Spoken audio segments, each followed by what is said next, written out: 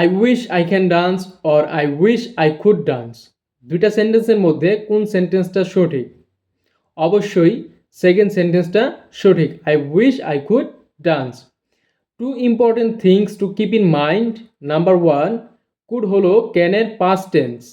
I can write today, আজকে আমি লিখতে পারি।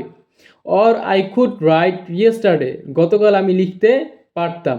একটা পারি, একটা পারতাম, present or past.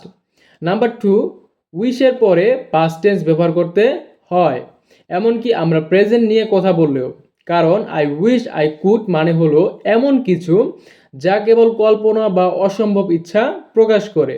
I wish I could fly, আমার ইচ্ছা আমি যদি উঠতে পারতাম কিন্তু বাস্তবে পারছি না।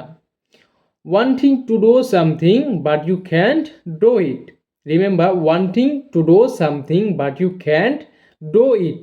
ওকে, এক লাইনে মনে রাখার ট্রিক্স একদম simple. I wish I could মানে হলো আমার ইচ্ছা আছে কিন্তু আমি পারছি না, ইচ্ছা থাকা সত্ত্বেও আমি পারছি না। Okay, can you make a sentence by looking at this picture?